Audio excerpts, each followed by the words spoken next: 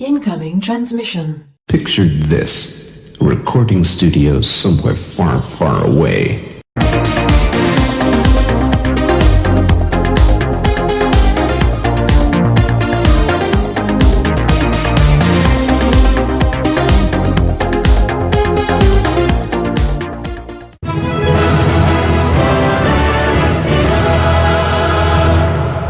Welcome, Watchers of Illusion, to my Castle of Confusion on the 25th of June, and the first review of the week.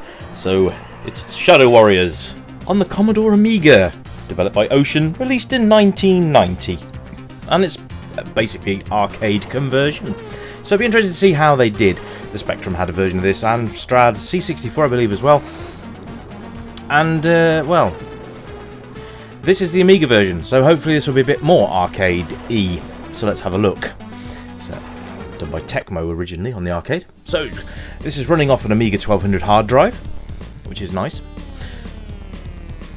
Oh, right, okay, so let's first look at the graphics of the game. It's very much arcade perfect, and that's always a nice thing to see. Oh, man. Oh, cool. Okay, so those of you, I don't know if anyone actually will remember this, but this was my very first review ever on the arcade. Not just the first review on the arcade, but the first review of my channel. So if you ever want to see my very first video, this is it, Shadow Warriors. I'm very impressed by the graphics on this. It is pretty much arcade spot on here. Now, the only issue I've got, really, there's a nice bit of slowdown happening right now, is that it's really difficult to actually stand there and use your punch and kick technique, because you'll just get the crap kicked out of you, as you're going to see, I think. You've already seen. There you go. Look, I didn't even see anyone attack me then. So it's quite smooth. Animations are nice. There's a lot going on in the screen as well, graphically. It's arcade perfect as far as the graphics go. Sound and music. There's no sound effects. I'm a bit disappointed. I mean, I don't know how much that would have added to the game. It came on 2 discs originally, this game, by the way, folks. But the music's pretty spot on to the arcade. They've done a really good job with all of this, actually. Graphics and sound, not bad, but 0 sound effects. It's going to cost the game a little bit of pointage, I'm afraid, but the music's faithful. So we'll see how we get on. But once you're surrounded, you've got to do this sort of jumpy throw technique. The other thing I can't seem to do is get on those poles to be able to do your vault kick.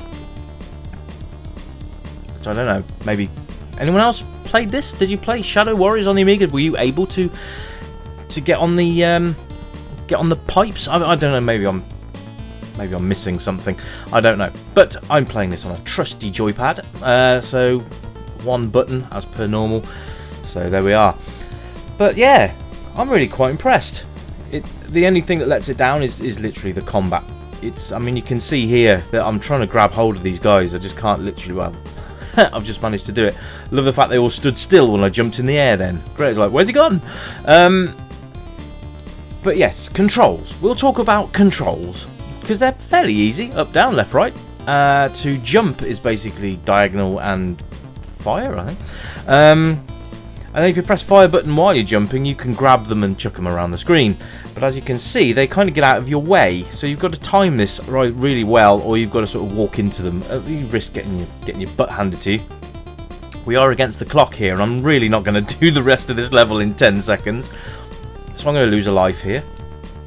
It's nice to see Jason Voorhees has got a job here in the game, and all of his twin brothers, which is great.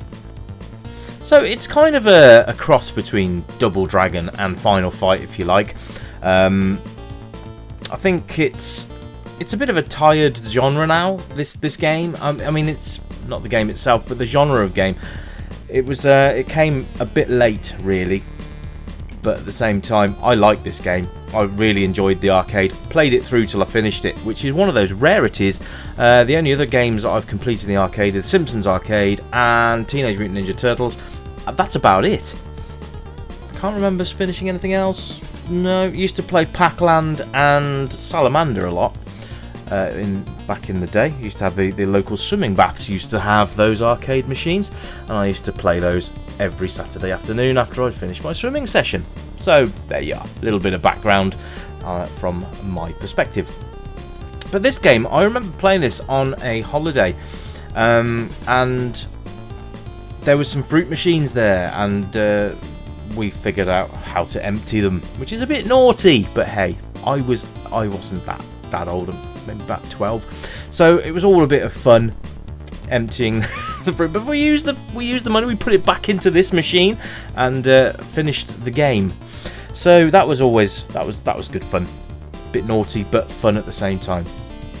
Anyway, I digress. The gameplay's nice. It's quite smooth.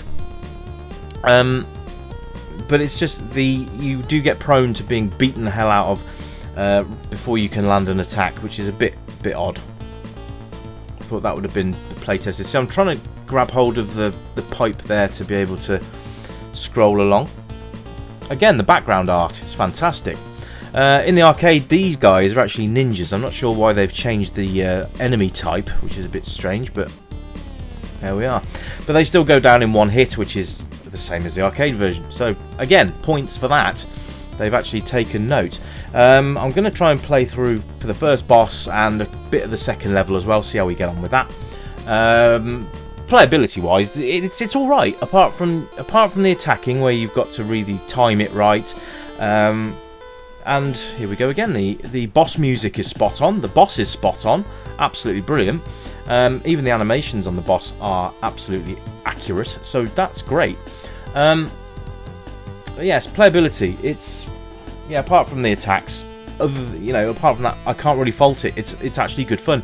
It does have a 2-player option, so you can bring a friend in and play cooperatively, I believe. A bit hard to test that one out, but if anyone played this on the Amiga, please let me know. I'm pretty sure it was. Pretty sure it was 2-player. But yes, let me know. I would love to hear from you. And if you got this game on the Amiga, were you impressed with it? Or did you think it was worth the money? Do you think that it was as good on the Amiga as you remember it being on the arcade? Let me hear from you. I'd love to hear from you. I know Golden Axe on the Amiga was very impressive. So let's go with age group. I would probably say anything from about 10 plus to play this one. It's not amazingly hard, but it might get a bit frustrating for youngers. So I would say about 10 plus, and you'll be fine. It's a side-scrolling beat 'em up, as you can see, and it's a 2-player game. 2-player beat 'em up. You can't. That's just adds to the fun. So it's going to up the score a little bit there. It's just a shame that obviously by the time this came out, I think it was a year after the arcade came out, that this one was released. So I just can't get on that pole.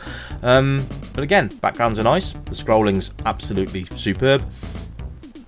It's not bad. It's not a bad effort, considering that a lot of games that arcade. He didn't even hit me then. Gosh. Okay, now we've got guys on motorbikes to contend with as well. I think that's this level. So there we are.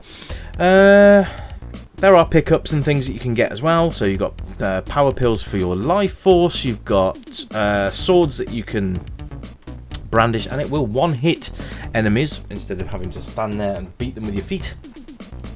Beat them with your feet. There you go. Beat with your feet. So there are power-ups you can get along the way. You've got the sword now, as you can see. I've got a lot of things on the screen at once at the moment, so there is a bit of slowdown. It's kind of a bit negative, but they've packed a hell of a lot of the arcade into 2 discs, I've got to say. And the intro's intact as well, which is nice. So, all in all, it's a bloomin' good effort. So, big up to Shadow Warriors. I do recommend it. Let me know if you've played it. Let me know if you completed it. Let me know your thoughts on this game. I'd love to hear from you. Anyway, guys, that's it from me. I will speak to you again very soon with a brand new review. Hope you've enjoyed this one. Thanks very much for tuning in. And as always, you keep it retro, and I'll catch you next time. Bye for now.